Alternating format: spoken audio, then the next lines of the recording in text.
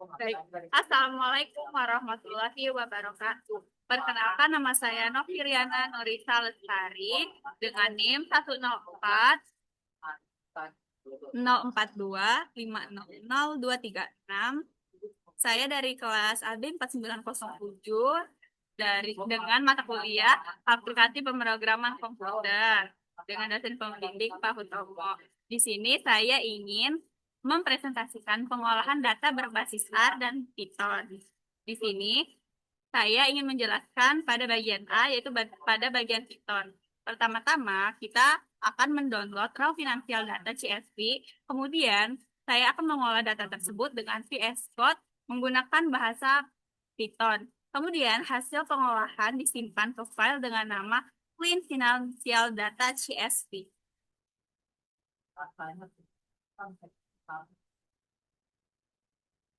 Baik. Pertama-tama, di sini kita akan menggunakan import pandas ASPD untuk memanggil fungsi-fungsi yang akan digunakan untuk mengolah data dan membersihkan data. Ini. Kemudian, yang pertama itu ada load data mentah. Nah, load data itu membaca file raw financial data CSV dengan parameter separator, titik koma, dan desimal untuk memastikan data terbaca dengan benar sesuai dengan format aslinya. Dan selanjutnya yang kedua itu ada pembersihan unit sort. Itu berfungsi untuk menghapus baris jika kolom unit sort kosong atau bernilai 0, karena data transaksi tanpa jumlah unit tidak valid untuk analisis. Dan yang ketiga, itu ada ganti sales price bernilai 0 berdasarkan kategori. Nah, di sini logika sales price itu berfungsi mengisi nilai sales price yang bernilai 0 berdasarkan pemetaan atau mapping kategori produk. Nah, di sini contohnya adalah produk A sama dengan 7, produk B sama dengan 12, dan seterusnya. Kemudian, yang keempat adalah hapus data duplikat. Nah, ini tuh berfungsi untuk menghapus data ganda menggunakan drop duplicates untuk menjamin akurasi data transaksi. Nah, yang kelima, ini adalah standarisasi tanggal yang berfungsi untuk mengubah format tanggal menjadi day, month, year agar seragam. Kemudian, yang keempat, yang keenam dan tujuh itu,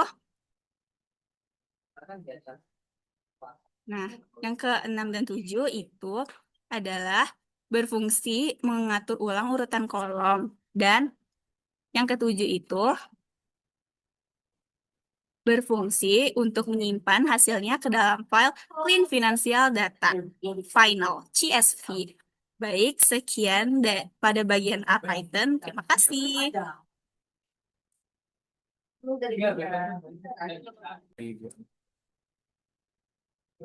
Baik, Assalamualaikum. Di sini saya akan melanjutkan pengolahan data berbasis R.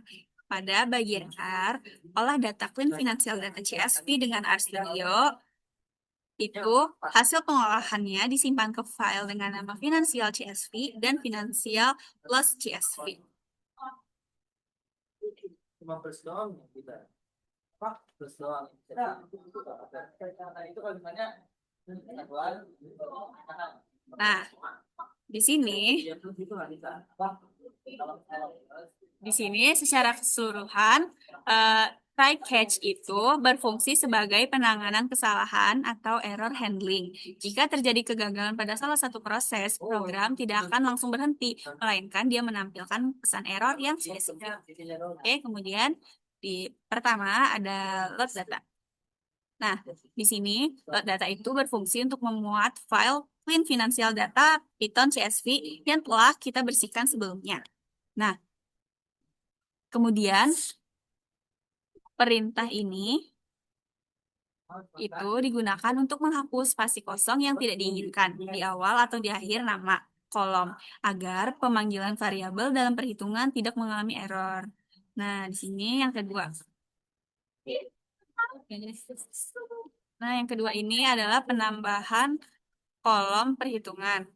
Nah, itu ada dia membuat 3 metrik keuangan baru secara otomatis. Yang pertama itu ada gross sales, ada sales dan profit. Kalau gross sales itu adalah total penjualan kotor yang didapat dari perkalian, yaitu unit sold dengan sales price. Kemudian yang kedua ada sales, itu penjualan bersih setelah dikurangi potongan harga, yaitu gross sales dikurangi diskon. Kemudian ada profit. Profit itu keuntungan bersih yang didapat dari penjualan setelah dikurangi harga pokok penjualan, yaitu sales dikurangi COGS. Nah, selanjutnya yang ketiga. Nah, ini aja. Nah, yang ketiga ini adalah penyimpanan data terhitung. Fungsinya yaitu untuk menyimpan tabel data yang sudah dilengkapi dengan kolom perhitungan baru ke dalam file yang bernama Financial Data CSV. Nah, kalau di sini parameter row name sama dengan false itu digunakan agar R tidak menambahkan kolom nomor baris yang ditambahkan di file CSV hasil. Nah, lanjut yang keempat. Nah, yang keempat ini adalah total keuntungan. Total keuntungan ini memiliki fungsi yaitu menghitung jumlah total dari seluruh kolom profit menggunakan fungsi sum. Nah, hasilnya ini ditampilkan di konsol sebagai ringkasan performa finansial secara keseluruhan. Kemudian lanjut ke nomor 5. Nah, yang di nomor 5 ini adalah konversi tipe data tanggal. Ini itu berfungsi untuk mengubah kolom data yang awalnya berupa teks atau string menjadi objek tanggal resmi. Nah, di R, dia itu menggunakan format persen day, persen month, persen year. Nah, langkah ini itu wajib dilakukan karena agar dapat mengurutkan data berdasarkan waktu dan melakukan pengelompokan agregasi berdasarkan bulan atau tahun.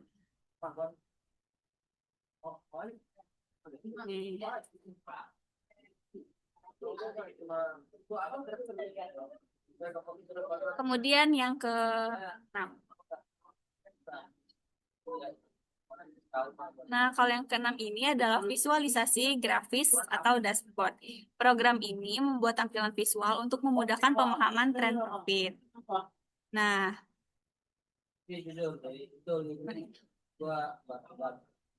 itu kalau dia nggak kerja kan nggak bisa gue sama. nah, ini grafik yang dibuat ini yaitu profit berdasarkan bulan, tahun, produk, dan negara. Kalau misalnya pada bagian ini, nah dia itu menggunakan bar plot ini itu untuk membuat diagram batang dengan warna yang berbeda-beda agar mudah dibedakan secara visual. Ini diagramnya. Kemudian nomor 7.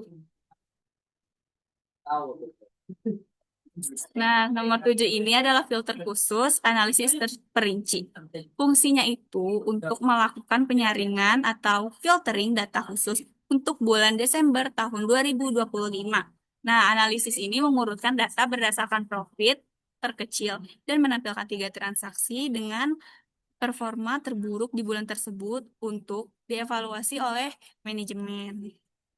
Kemudian, nomor 8.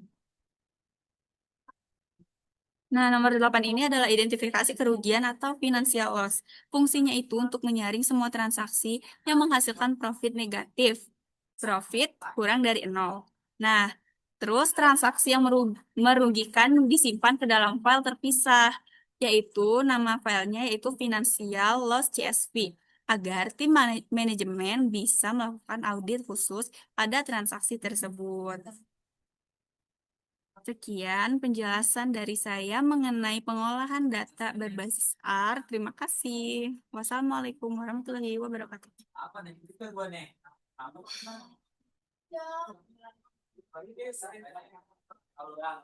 Assalamualaikum warahmatullahi wabarakatuh. Perkenalkan, nama saya Dwinanta Anjani Fahira dengan NIM 104042500113. Pada kesempatan kali ini, saya akan menjelaskan analisis data administrasi bisnis menggunakan bahasa pemrograman R, khususnya bagian satu yaitu pemahaman data dan eksplorasi awal dengan studi kasus data transaksi penjualan PT Nusantara Mart. Dataset yang digunakan berisi 120 data transaksi penjualan. Data ini menggambarkan aktivitas penjualan perusahaan retail dan digunakan sebagai dasar untuk evaluasi kinerja bisnis serta pengambilan keputusan administratif. Baik, saya akan menjelaskan tentang variabel ini. Yang pertama yaitu transaction ID. Variabel transaction ID berfungsi sebagai kode unik untuk setiap transaksi. Dalam administrasi bisnis, variabel ini penting untuk melacak transaksi, melakukan audit, dan menghindari data ganda. Tanpa transaction ID, proses pengawasan dan pengecekan transaksi akan jauh lebih sulit. Kemudian yang kedua, transaction date. Variabel transaction date mencatat tanggal terjadinya transaksi. Data ini digunakan untuk membuat laporan penjualan berdasarkan periode waktu, melihat tren penjualan, serta membantu perencanaan promosi dan stok. Dari sisi administrasi, tanggal sangat penting untuk membandingkan kinerja bisnis dari waktu ke waktu. Kemudian branch ID dan branch city. Variabel ini menunjukkan identitas dan lokasi cabang. Variabel ini membantu manajemen untuk membandingkan performa antar cabang, mengawasi operasional, dan mengambil keputusan berdasarkan wilayah. Tanpa data cabang, manajemen hanya melihat angka total tanpa tahu cabang mana yang kinerjanya baik atau kurang. Kemudian selanjutnya produk ID dan produk kategori. Variabel ini digunakan untuk mengenali produk dan kelompok produknya. Dalam administrasi bisnis, data ini penting untuk mengelola stok, evaluasi produk yang paling laku, serta penentuan strategi pemasaran. Produk ID berfokus ke produk tertentu, sedangkan produk kategori digunakan untuk analisis yang lebih umum. Kemudian unit slot. Variabel unit slot menunjukkan jumlah unik yang terjual dalam satu transaksi. Variabel ini digunakan untuk melihat volume penjualan, perencanaan persediaan, dan memahami tingkat permintaan pasar. Data ini membantu membedakan apakah penjualan tinggi karena harga mahal atau karena jumlah barang yang terjual banyak. Kemudian unit price. Variabel unit price mencatat harga per unit produk saat transaksi berlangsung. Variabel ini penting untuk mengontrol harga, menganalisis strategi penetapan harga, dan menghitung nilai transaksi. Kesalahan pada data harga bisa berdampak langsung pada pelaporan keuangan. Kemudian diskon. Variabel diskon menunjukkan besar diskon yang diberikan pada transaksi. Data ini digunakan untuk mengevaluasi efektivitas promosi, mengawasi kebijakan diskon, dan menentukan strategi pemasaran. Jika diskon tidak dikontrol dengan baik, hal ini bisa menurunkan keuntungan perusahaan. Dan yang terakhir yaitu total sales. Variabel ini menunjukkan nilai akhir dari setiap transaksi penjualan. Variabel ini menjadi indikator utama untuk melihat kinerja penjualan, evaluasi cabang, dan kontribusi produk. Bisa dibilang, total sales adalah gambaran langsung dari hasil aktivitas penjualan. Kemudian selanjutnya saya akan menjelaskan tentang eksplorasi data menggunakan R. Yang pertama yaitu kita membaca dataset. Langkah pertama yang saya lakukan adalah membaca dataset ke dalam R menggunakan fungsi read.csv. Setelah itu, data disimpan dalam bentuk data frame agar mudah untuk dianalisis. Yang kedua yaitu menampilkan 30 baris pertama. Kemudian saya akan menampilkan 30 baris pertama data menggunakan fungsi head. Tujuannya untuk memastikan data berhasil dimuat dan untuk melihat gambaran awal isi dataset. Saya juga menggunakan fungsi summary untuk melihat ringkasan statistik dari data, seperti nilai minimum, maksimum, dan rata-rata. Dari sini kita bisa mendapatkan gambaran umum, sebaran data, dan kemungkinan adanya nilai ekstrim. Kemudian saya akan menjelaskan evaluasi kualitas data yang merupakan bagian terakhir dari bagian satu, yaitu yang pertama pemeriksaan missing value. Untuk pengecekan kualitas data, saya melakukan pemeriksaan nilai kosong atau missing value menggunakan fungsi ISNA. Hasilnya menunjukkan bahwa tidak ada data yang kosong sehingga dataset ini sudah cukup lengkap. Kemudian dari hasil struktur dan ringkasan data, format variabel sudah sesuai dan nilainya masih masuk akal secara bisnis. Tidak ditemukan nilai yang tidak wajar seperti harga nol atau jumlah unit terjual yang negatif. Kemudian implikasi administratif. Kualitas data yang baik ini sangat penting dalam administrasi bisnis karena memastikan bahwa laporan, evaluasi kinerja, dan pengambilan keputusan bisa dilakukan dengan lebih akurat dan dapat dipercaya. Sekian dari penjelasan bagian 1. Analisis akan dilanjutkan dengan tahap analisis deskriptif dan insight bisnis. Terima kasih. Assalamualaikum warahmatullahi wabarakatuh. Perkenalkan, nama saya Kesha Dika Aurelia dengan nomor NIM 104042500083. Pada kesempatan kali ini, saya akan menjelaskan mengenai analisis deskriptif berdasarkan dataset transaksi penjualan PT Nusantara Mart yang terdiri dari 120 data transaksi. Pada bagian 2, di analisis deskriptif, yang pertama itu melakukan analisis deskriptif yang terdiri dari 3 yang akan dianalisis, yaitu total penjualan pada masing-masing cabang, rata-rata nilai transaksi pada masing-masing cabang, serta total penjualan berdasarkan kategori produk. Untuk yang pertama, total penjualan pada masing-masing cabang. Berdasarkan hasil pengolahan data transaksi PT Nusantara Mart, total penjualan pada masing-masing cabang menunjukkan perbedaan yang cukup signifikan. Cabang Yogyakarta mencatat total penjualan tertinggi dibandingkan cabang lainnya, disusul oleh Jakarta dan Surabaya. Sementara itu, cabang Bandung memiliki total penjualan paling rendah. Perbedaan ini menunjukkan bahwa setiap cabang memiliki performa administrasi dan penjualan yang berbeda-beda, yang dapat dipengaruhi oleh faktor lokasi, daya beli masyarakat, serta efektivitas pengelolaan operasional cabang. Yang kedua, rata-rata nilai transaksi pada masing-masing cabang. Hal analisis rata-rata nilai transaksi menunjukkan bahwa cabang Yogyakarta juga memiliki rata-rata transaksi tertinggi. Hal ini mengindikasikan bahwa nilai pembelian per transaksi di cabang tersebut relatif besar, baik karena jumlah unit yang dibeli lebih banyak maupun harga produk yang lebih tinggi. Sebaliknya, cabang Semarang dan Bandung memiliki rata-rata nilai transaksi yang lebih rendah, yang mengindikasikan transaksi cenderung bernilai kecil. Dari sisi administrasi bisnis, informasi ini penting untuk mengevaluasi strategi penjualan dan promosi di masing-masing cabang. Yang ketiga, total penjualan berdasarkan kategori produk.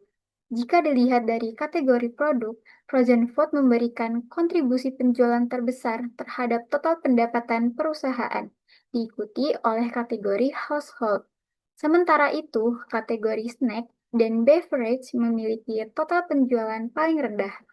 Temuan ini menunjukkan bahwa produk kebutuhan utama dan tahan lama lebih dominan dalam menghasilkan pendapatan.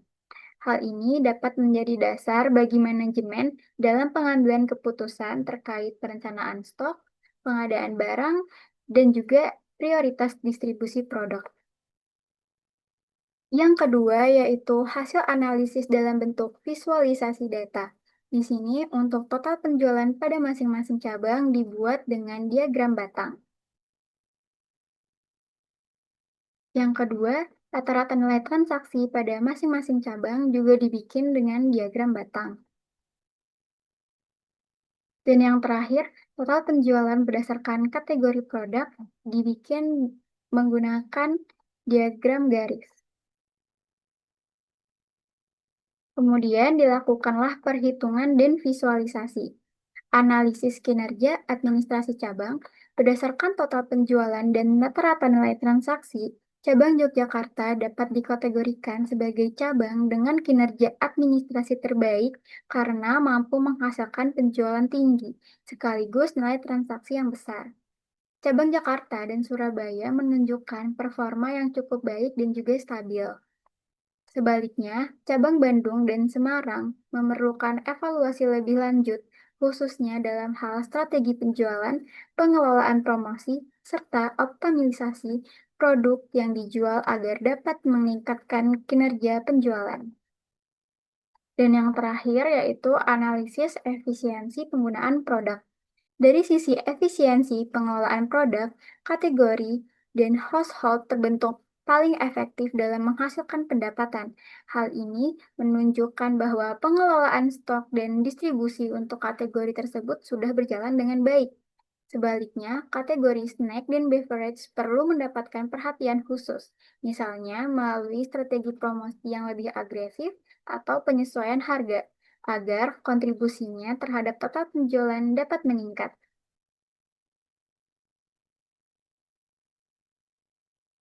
Sekian penjelasan dari saya mengenai analisis deskriptif. Terima kasih.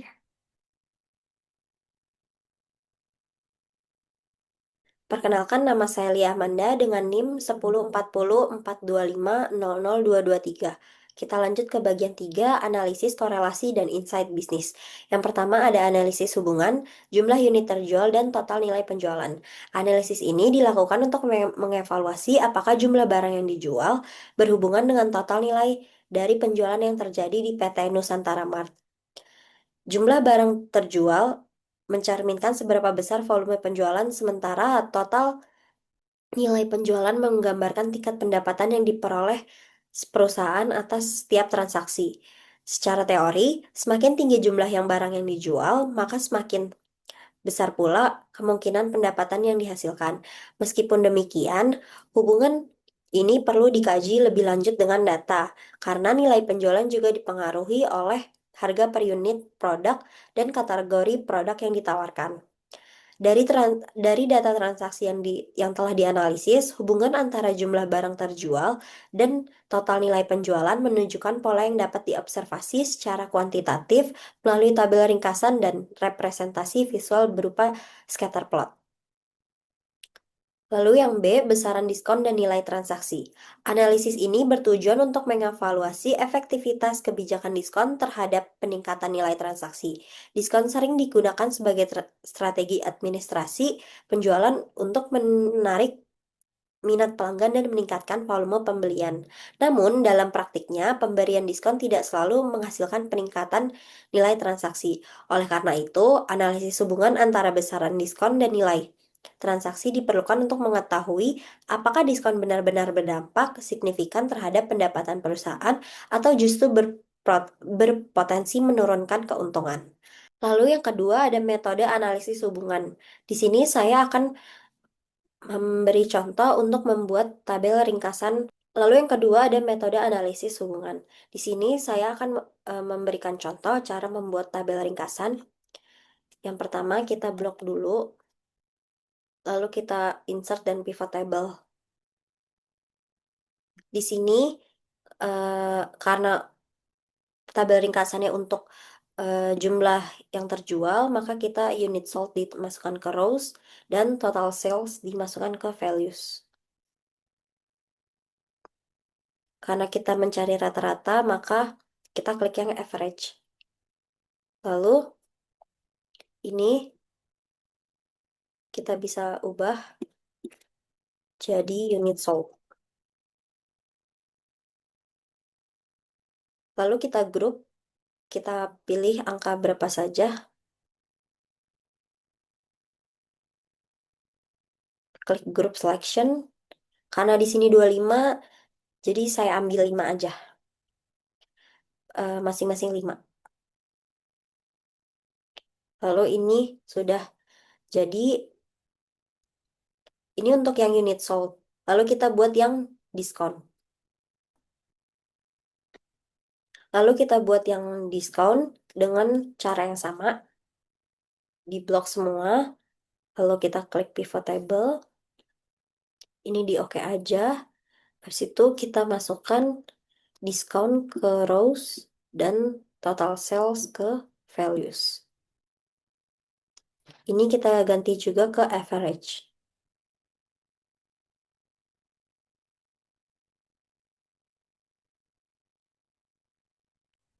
Ini sudah jadi.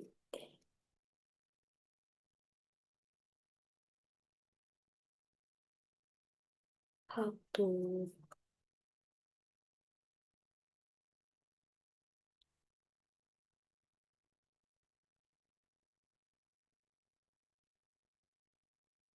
Lalu ini sudah jadi. Untuk yang itu kita tinggal ganti saja menjadi diskon.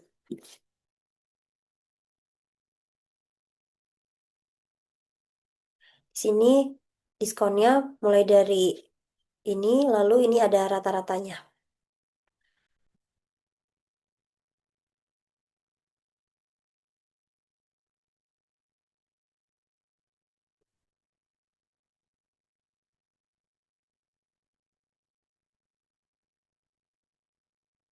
Lalu kita lanjut untuk membuat scatter plot.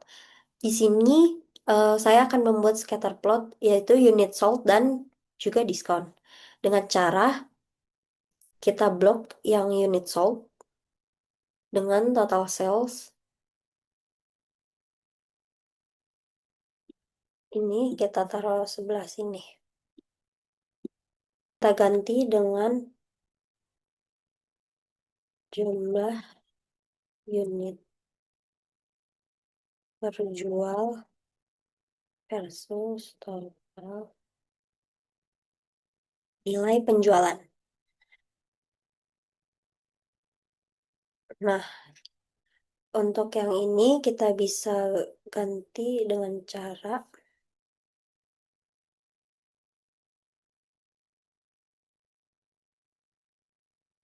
yang ini kita bisa ganti dengan jumlah unit terjual.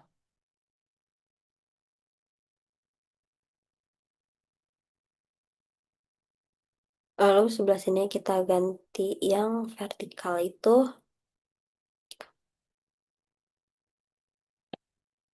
total nilai penjualan. Ini lalu kita lanjut untuk yang diskon.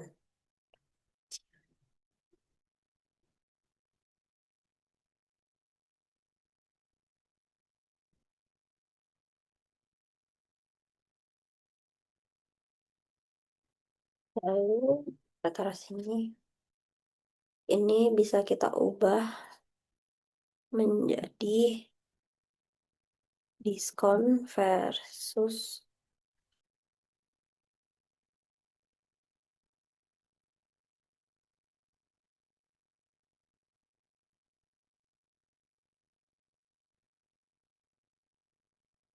lalu di sini kita ubah judulnya itu menjadi diskon nilai penjualan.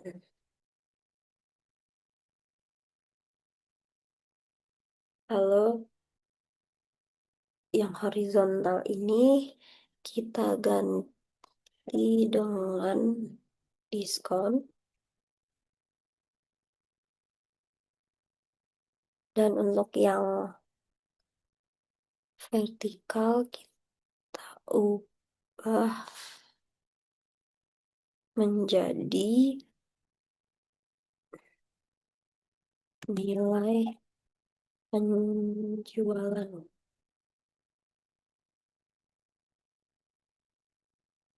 Ya, segitu aja penjelasan dari saya. Terima kasih. Assalamualaikum warahmatullahi wabarakatuh.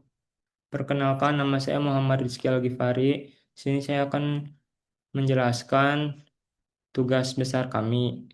Dan saya menjelaskan bagian 4.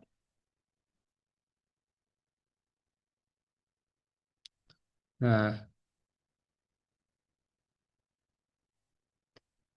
yang pertama, yang bagian 4 itu yaitu analisis lanjut dan rekomendasi administratif. Yang pertama ada hasil analisis data. Cabang dengan performa terbaik dan terendah berdasarkan perhitungan total penjualan atau total sales per cabang diperoleh hasil sebagai berikut. Cabang dengan performa terbaik adalah cabang Yogyakarta dengan total pendapatan sebesar 12.110.500. Hal ini menunjukkan bahwa cabang tersebut memiliki kinerja penjualan paling optimal dibandingkan cabang lain. Cabang dengan performa terendah adalah cabang Bandung dengan total pendapatan sebesar 7.997.400. Rendahnya pendapatan ini mengindikasikan perlunya evaluasi terhadap strategi penjualan dan pengelolaan produk di cabang tersebut. Perbedaan performa antar cabang menunjukkan adanya variasi efektivitas operasional dan daya serap pasar di masing-masing wilayah. Yang B adalah produk atau kategori dengan kontribusi pendapatan terbesar. Hasil analisis berdasarkan kategori produk menunjukkan bahwa kategori frozen food memberikan kontribusi pendapatan terbesar dengan total penjualan sebesar 20.531.250. Kategori ini diikuti oleh household sebesar 14.135.000. Sementara itu, kategori dengan kontribusi terendah adalah snack dengan total penjualan sebesar 3.720.600. Tingginya kontribusi kategori frozen food menunjukkan bahwa produk tersebut memiliki permintaan yang tinggi dan perputaran penjualan yang cepat. Yang selanjutnya adalah rekomendasi administratif berbasis data. Yang pertama ada rekomendasi strategi peningkatan kinerja cabang.